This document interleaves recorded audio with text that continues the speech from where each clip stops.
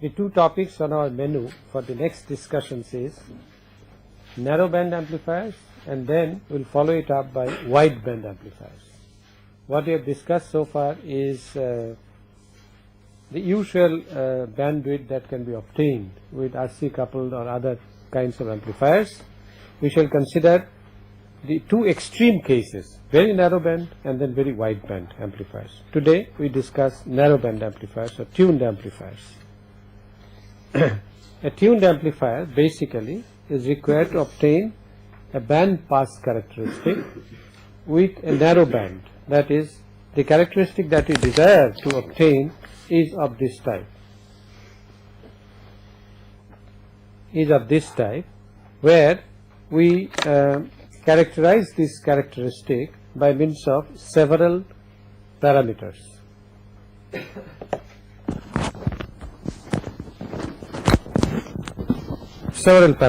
And one of them is this is the response versus frequency. This is the characteristic that we want from a tuned amplifier or a narrowband amplifier, and to be specific, let's say the maximum is put at 0 dB. You can always normalize this. You can always normalize the gain so that the maximum is at 0 dB.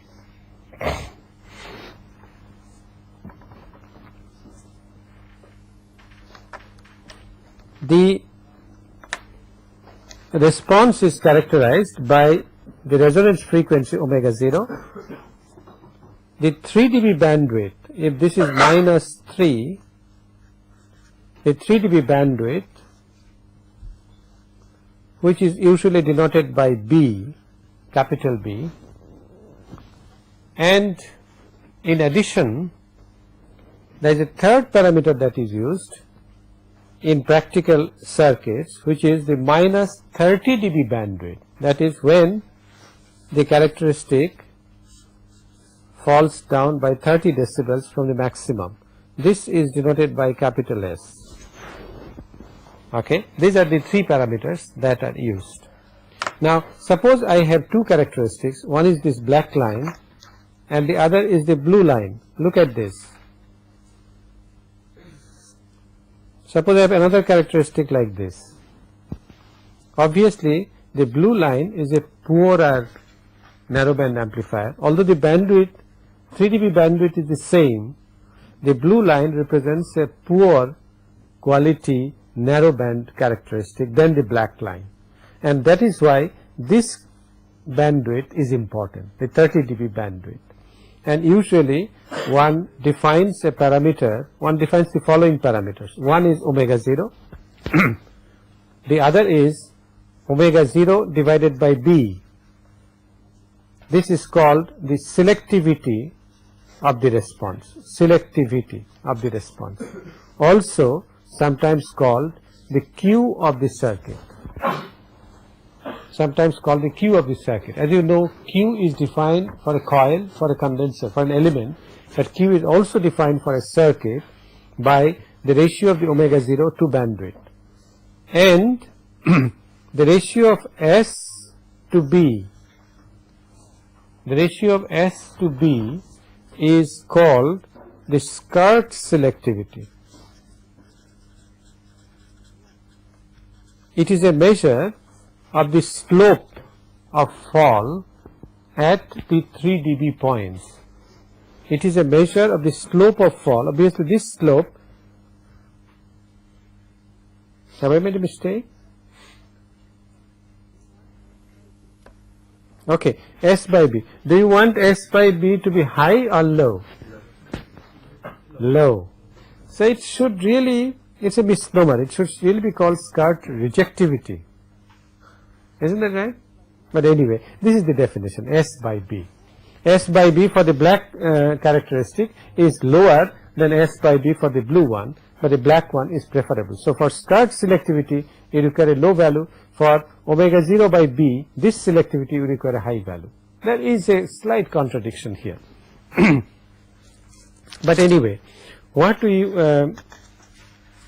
for a few hundred kilohertz to a few hundred megahertz, such a characteristic is obtained by a tuned circuit, an RLC tuned circuit, and a very simple tuned circuit.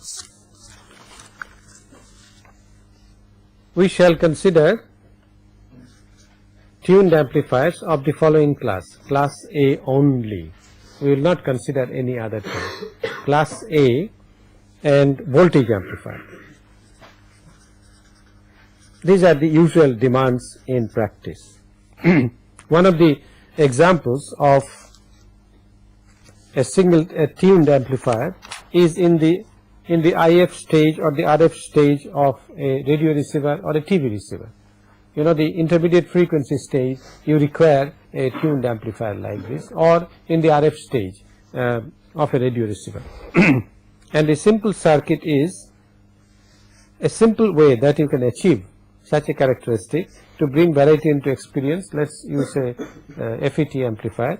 What you want is, I'm omitting the bias circuits. What you want is you have a VI and the load of the drain should consist of a parallel RLC circuit.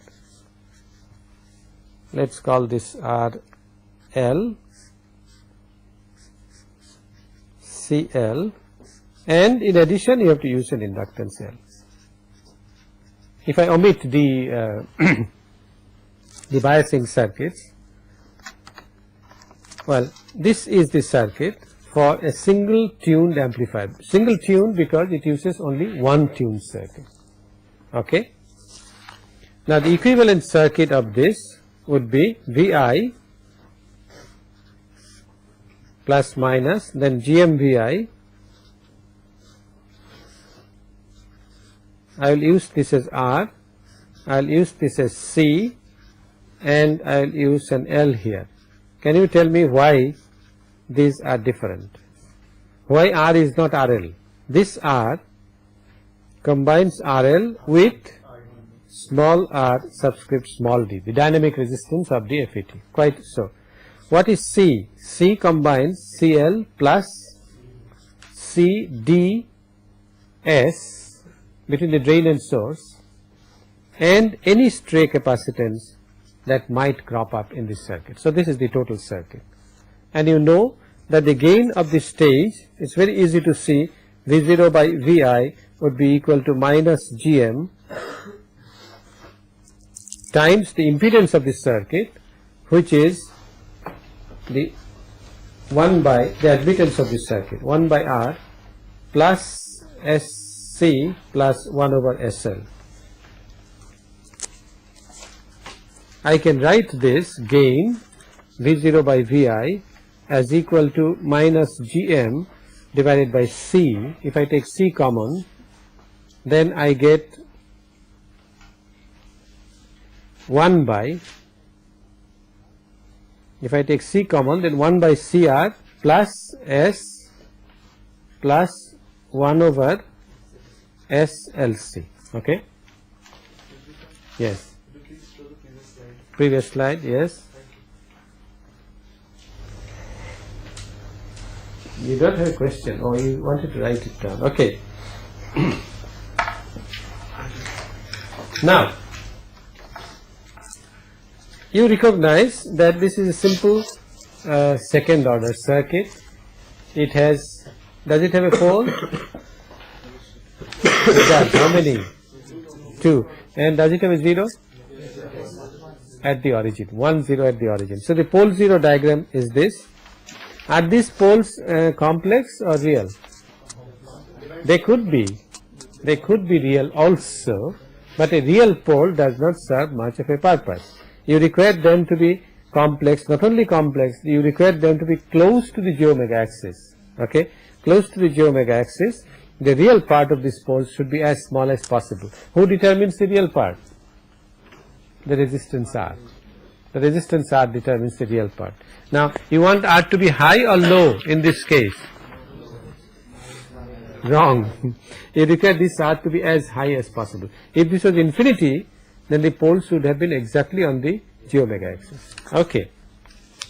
Now, V0 by Vi, when you put this is equal to j omega, it's minus Gm by C, 1 over CR plus J omega minus 1 by omega LC, which makes it clear that the maximum value, maximum magnitude is reached at the frequency omega 0 equal to 1 by square root LC, that is when this is equal, this is 0, and the maximum value is GMR,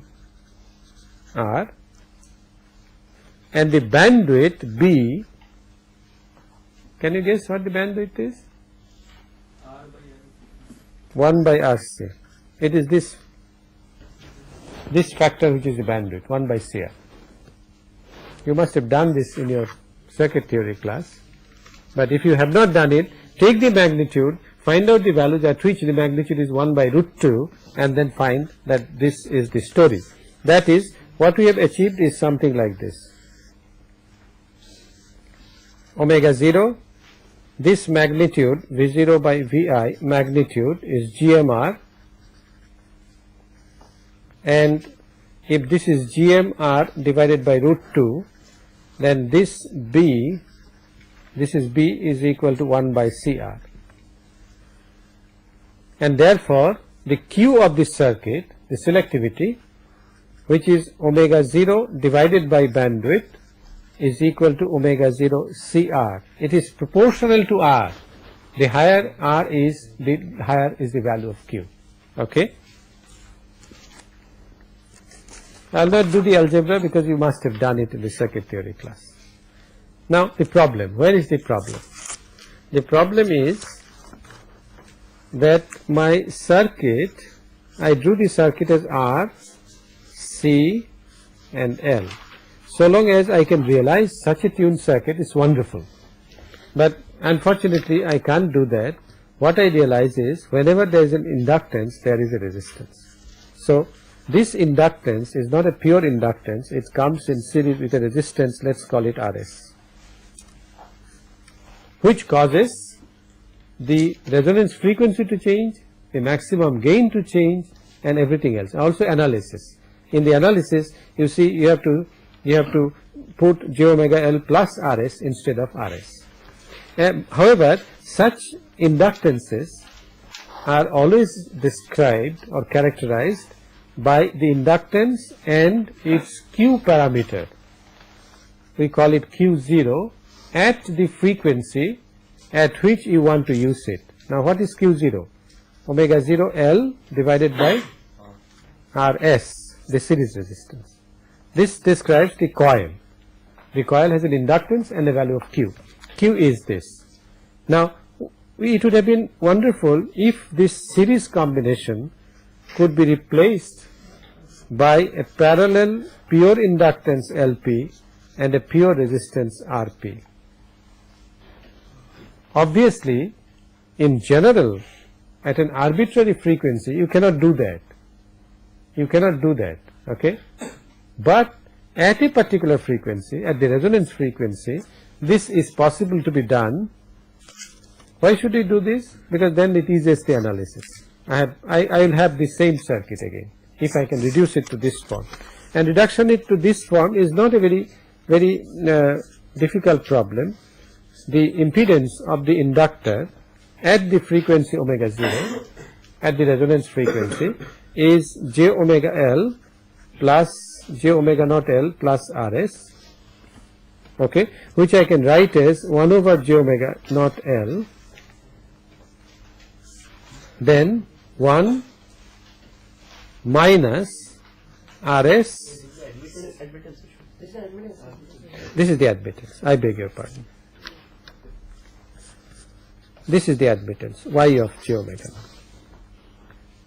If I take j omega naught L out, then I get 1 minus j RS divided by omega naught L. Agreed? Which is equal to, look at this derivation, 1 by 1 minus j by q naught. Agreed? I can write this as 1 by j omega naught L, 1 plus 1 over q naught squared, 1 plus j by q naught. Alright? And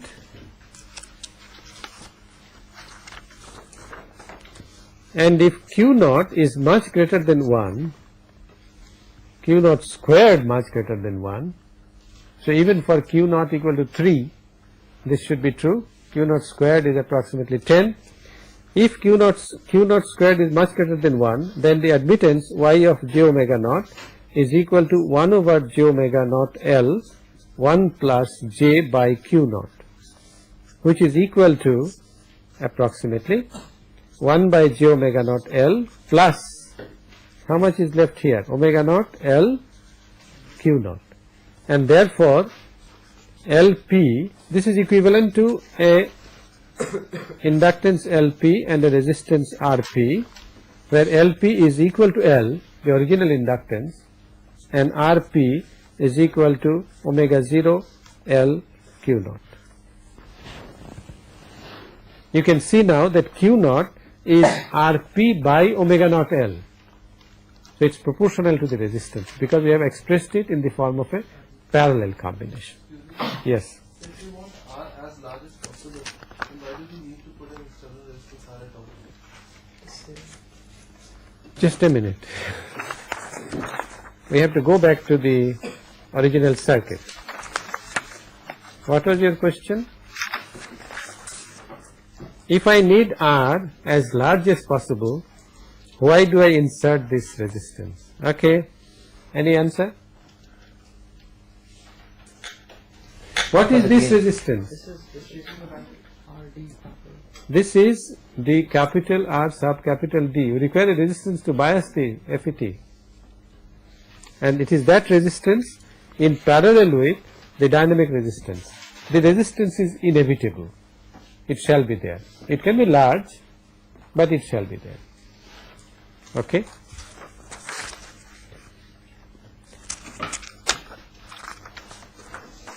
Now it turns out that in practice, if the frequency, even for moderate frequencies, let's say if the frequency is 1 megahertz, if the frequency is 1 megahertz, then the inductance and capacitance should satisfy the relation LC equal to 4 pi squared, no, LC equal to 1 by 4 pi squared F naught squared. Agree? Right? So in this case, it is 1 by 4 pi squared 10 to the 12, the product of L and C. A choice, one typical choice is, let's say L equal to 3.18 microhenry and C is equal to 7958 picofarad. Now, this is usually a very small value of inductance, very small value of inductance. If you want a Q of, let's say, 100, getting a Q of 100 with a small inductance like this is a difficult problem. Also, this capacitance is a large capacitance. If I can reduce it further, it would be to our advantage. The smaller the capacitor, the smaller is the size, and the better is its loss characteristics. Agree? The higher the capacitor, the bigger is the loss. That's why electrolytic capacitors cannot be used in such circuits at all, because they have a very low resistance in parallel. Okay, so what one does is, if the values that you require are not manageable, then you use a transformer. And the transformer is usually an auto transformer, not the two coils separated by a distance. It is usually the same coil which is tapped, and at radio frequencies this can be very easily made by taking a ferrite core and winding a coil around it.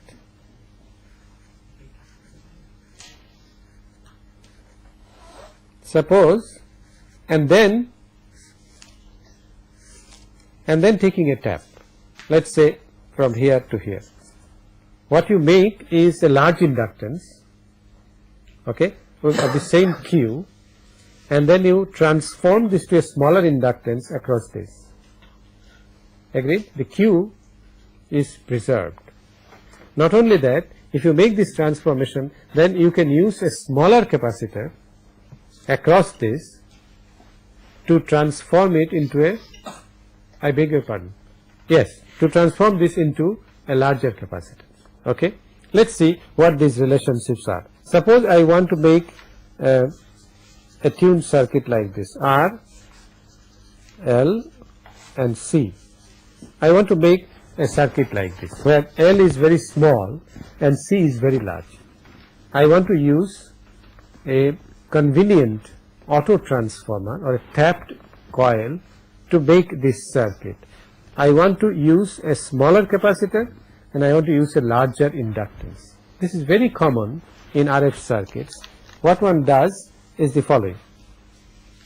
One takes an inductance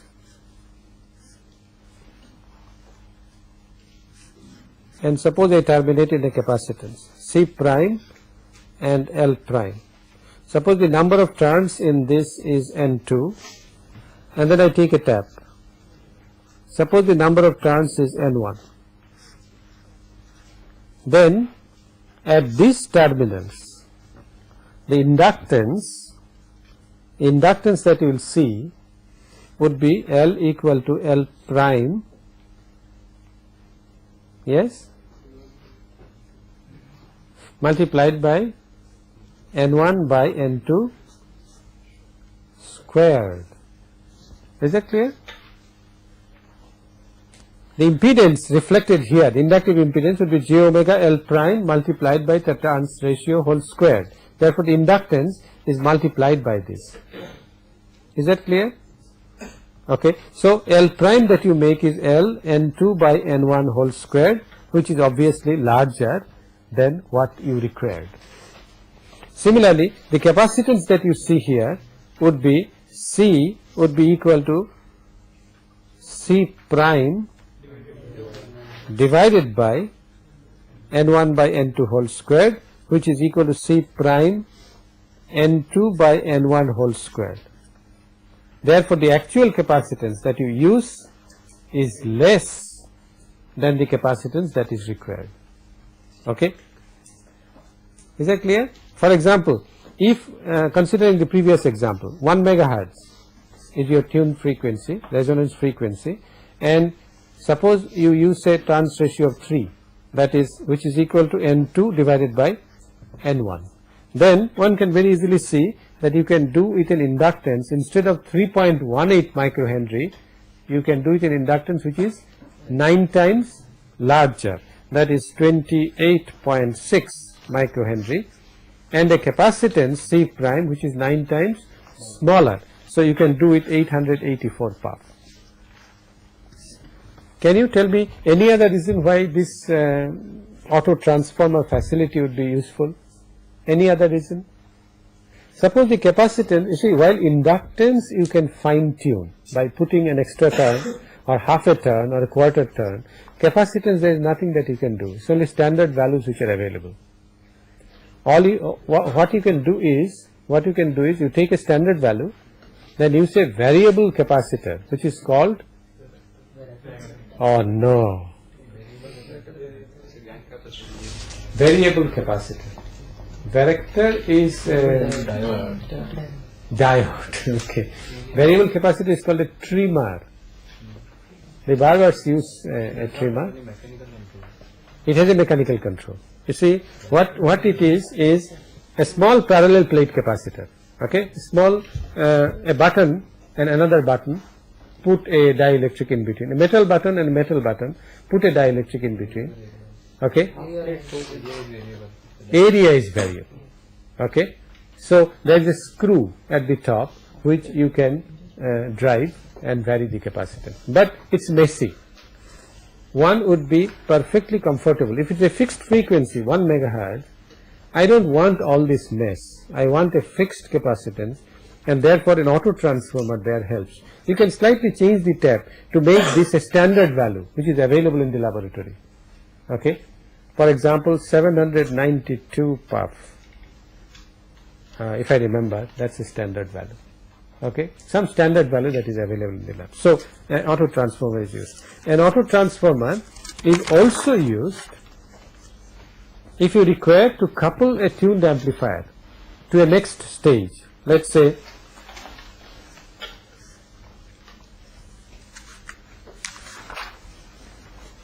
you have a tuned amplifier whose equivalent circuit is, let's say, like this: some current, then a resistance R1 and a resistance C1 and an inductance L. Suppose you want to couple this to the next stage, which is a common emitter amplifier. Okay, common emitter amplifier.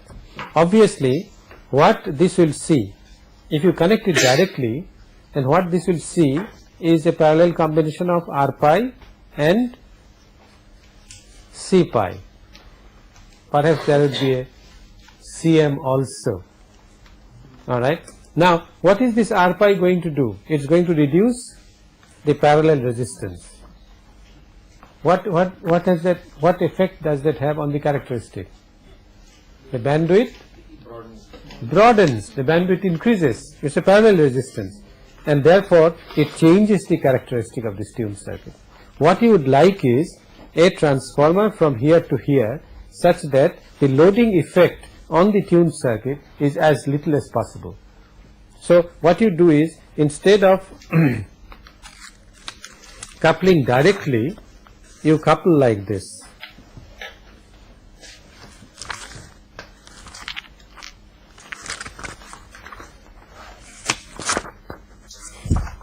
There is a problem. Okay. You couple like this. You use an I, R1, C1, then this inductance you make it into a tapped coil. That is, don't couple the total inductance, but take a tap here and then couple to the next stage. The equivalent circuit, suppose the turns ratio is n:1. Suppose the turns ratio is n:1. Then the equivalent circuit, next stage, which is R pi, let's say parallel C pi. Then the equivalent circuit would be I R1, C1, L, and in parallel will come what? It will come a resistance which is R pi times n squared. Isn't that right? So you reflect a higher resistance to the tuned circuit, and the capacitance would be, what about the capacitance? It will be C pi divided by n squared, therefore a smaller capacitance. In other words, the detuning of this circuit would be minimized. You can choose your n. If n is 3.3, then it's 10 times less. If C pi is 10 puff, it would reflect only 1 puff here. So the effect on C1 would be minimal. Effect on detuning would be minimal.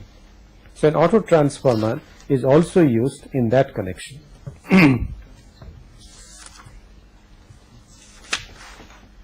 Any question? Okay. Now suppose you have made a tuned amplifier whose selectivity or the skirt selectivity is not of the proper value. You want to sharpen it. You have a characteristic like this. You want to sharpen it. Let's normalize the maximum to 1. How can you sharpen it? How can you make it into, how can you convert this into a circuit like this? If you cascade 2 such stages, if you connect 2 such stages in cascade, then the resonance frequency remains the same.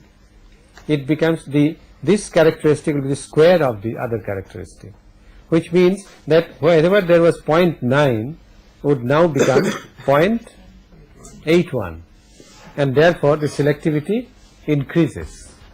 All right. Increase R1 to decrease the value. Could I? Increase R1. There are limitations. R1 cannot be increased beyond, let's say, small r subscript small d. There are limitations. With that, you do not satisfy the prescribed characteristics, so therefore you cascade 2 such stages. Or you could also do this, that use 2 tuned circuits, tuned at the same frequency, one at the input of the amplifier and the other at the output of the amplifier. You can do that? Let's see what this circuit looks like. Is the point clear? You may not use two amplifiers, you may use the same active device, but a tuned circuit at the input and a tuned circuit at the output. Let us see what this circuit looks like and what is its problem. I am going to draw now a typical RF amplifier circuit and then I shall discuss what the problems are. This is infinitely large. You want to use a tuned circuit as the load, so you have L2, C2 and the losses R2 plus VCC. This R2 may not be externally added, it might be simply the losses of L2. You know that L2 will be a series combination of L2 and RS2, which can be converted into L2 parallel R2. And then this is your output, some coupling capacitor which is infinitely large, V0. At the input, let's look at it as a current amplifier, that is the GMVI perhaps of the previous stage. At the input, we use a parallel circuit C1 L1. I don't use a resistance, that resistance will inevitably come from the from this circuit. So a coupling capacitor which is infinitely large. Then I have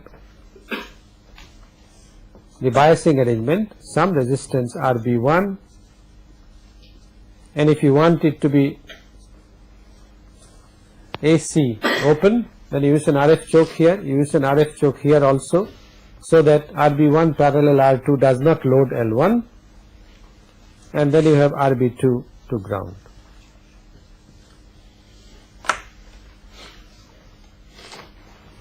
The problem in such cases, in such amplifiers, is this inevitable small capacitor which causes havoc, C mu. R pi, C pi can be taken care of, R pi will contribute to the damping of this tuned circuit. C pi can be combined with C1, but what about C mu? One may argue that C mu can be reflected as a Miller capacitance at the input. How would you reflect? Because this load is no longer a purely resistive load, and therefore what will be reflected is not a pure resistance, but it would be resistance and reactance, alright, and therefore this will totally detune the input tuned circuit. Agreed? Worse still, you see, if you have this characteristic, the output characteristic like this, and another characteristic, let's say like this, if the two resonance frequencies do not agree with each other, then you are actually widening the bandwidth. Isn't that right? And therefore C mu plays havoc. Yes. But at the resonance frequency, the tuned circuit will have a... At the resonance frequency. Now it is not an oscillator circuit. We have to accept a band of frequencies, and therefore you can no longer consider this as a pure resistance. Okay? You have to consider around this frequency where L2, C2 both come into effect. I was expecting this question. While in an oscillator circuit, a single frequency oscillator, we could do that. We could take the resonance value, but not in a narrow band, not in a tuned amplifier, where there is a band of frequencies involved, so the reactances have also to be considered. Worst problem is that you see that this is nothing different from a Hartley oscillator. Isn't it right? A Hartley oscillator has a capacitance and two inductances. At a frequency, when this behaves as an inductance and this behaves as an inductance, it might oscillate. And this is usually what happens. Whenever you want to make a tuned amplifier, it usually oscillates. It's a fact of nature, and therefore the joke is, if you want to make an amplifier, make an oscillator. It will not oscillate, it will amplify. If you want to make an amplifier, if you want to make a oscillator, make an amplifier. Okay, that's the joke. But this is a real problem. and there is a lot of effort, which is RF design is much more difficult than audio design or low frequency design. Okay, so what one does is one tries to cancel the effect of C mu, and this process is what is known as neutralization. It is a standard practice in RF amplifiers. You have to do something, you have to make some efforts to neutralize the effect of C mu. Okay, and the neutralization, can you suggest a very simple method of neutralizing this? Short it, then the collector will be shorted to base, no amplification. No amplification. Yes, very simple minded procedure. At a negative capacitance, where do I get that? The storekeeper will call you crazy if you ask for a negative capacitance. I have negative capacitance as such. I think it does reflect some. What is that circuit? Okay. One of the simple minded procedures is add an inductance in parallel. But you cannot add an inductance in parallel because the DC will go where? So, complication. You have to use a blocking capacitor here. You see? C mu, if you want to neutralize its effect, you have to have a CB, which is very large, then an inductor, a small inductor, and at 100 megahertz, a piece of wire would do. A piece of wire, a straight piece of wire has an inductance. That would do. So making this inductance is not a problem. But what is the problem is that this inductance should be such that the impedance of this is approximately infinity, not only at omega 0, but around this. In other words, this is a very critical adjustment. Nevertheless, it is done. How it is done is the following. Since an inductance tuning, a small inductance, tuning a small inductance is a very difficult problem. You have to use a core, and the core has to be adjustable and things like that. So what one does is take the available nearest value of inductance, connect it. Then obviously C mu, well, we cannot adjust it, C mu is internal, but we can always increase its value by using a trimmer, CT, and adjusting a trimmer. A trimmer adjustment is much easier than adjustment of an inductance. Okay, so this is a simple minded procedure, but people soon discovered that it has its own limitations. With age, things change, transistor parameters change, and the circuit which worked wonderfully on the 23rd of March, on the 1st of April, it starts oscillating. Okay, so this neutralization has very limited application. What one does is, one uses circuits in which neutralization is not required. Can you mention a circuit in which C mu can play no havoc? Miller effect is absent. Can you mention a simple transistor circuit?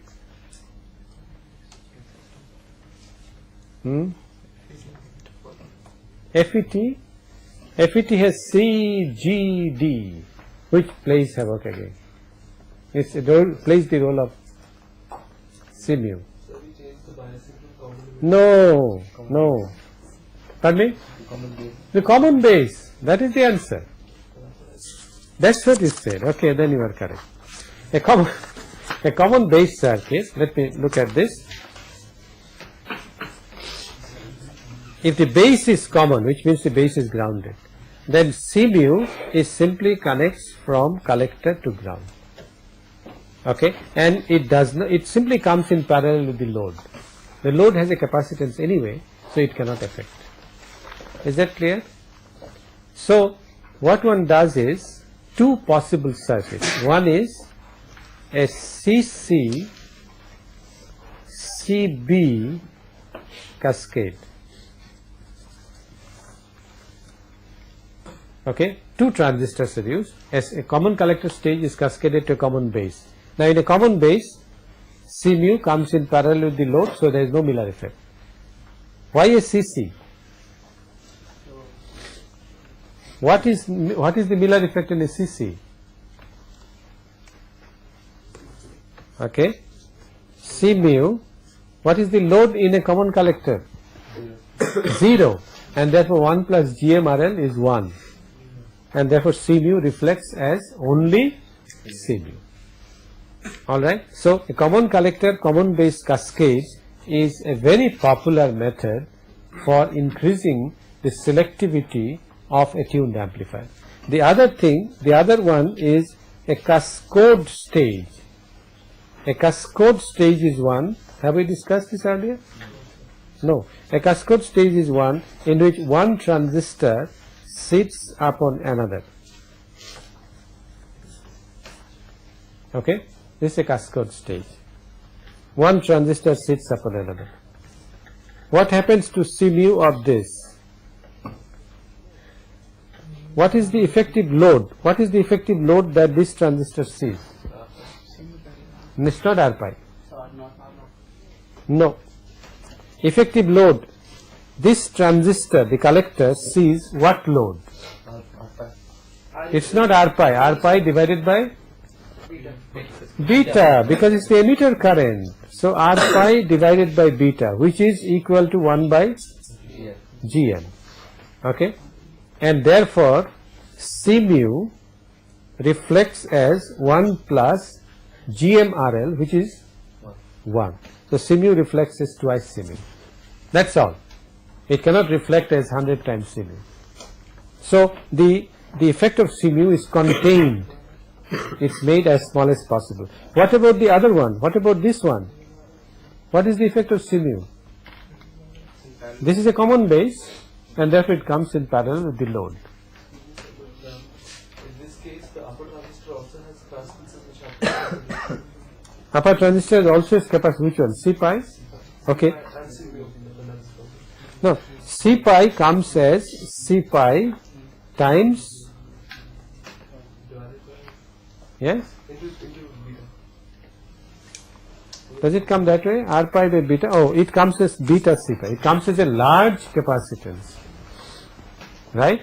Large capacitance has very low impedance. And therefore its effect on C mu is negligible. Okay? This is called a cascode combination, and next time we will discuss these two circuits qualitatively and then go into broadbanding techniques.